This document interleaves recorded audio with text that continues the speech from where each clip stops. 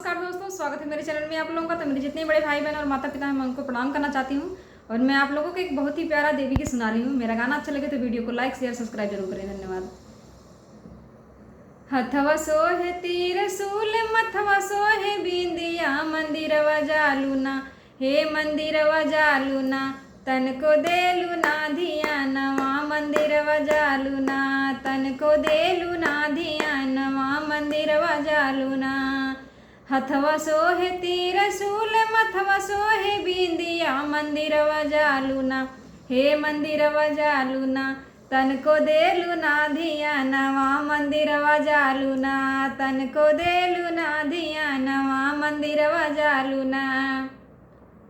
मैया दुआरे एक लंगड़ा पुकारे, मैया दुआरे एक लंगड़ा पुकारे, कि पैरा देलू ना हे कि पैरा देलू ना, तन को देलू ना धिया नवा मंदिरवा जालूना, तन को देलू ना धिया नवा मंदिरवा जालूना।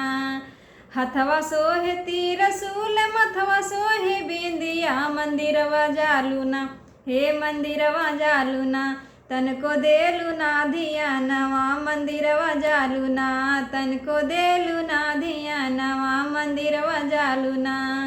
मैया दुआरे के अंधा पुकारे, मैया दुआरे के अंधा पुकारे, कि नैना देलू ना हे कि नैना देलू ना, तन को देलू ना धिया नवा मंदिरवा जालूना, तन को देलू ना धिया नवा मंदिरवा जालूना।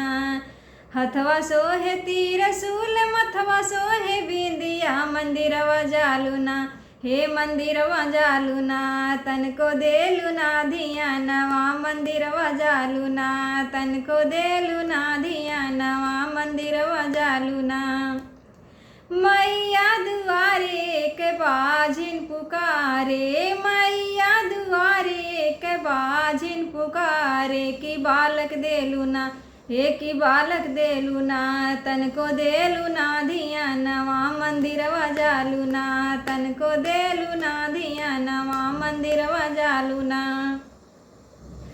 हथवा सोहे तीर सूल मथवा सोहे बिंदिया, मंदिरवा जालूना हे मंदिरवा जालूना, तन को देलू ना धिया नवा मंदिरवा जालूना, तन को देलू ना धिया नवा मंदिरवा जालूना।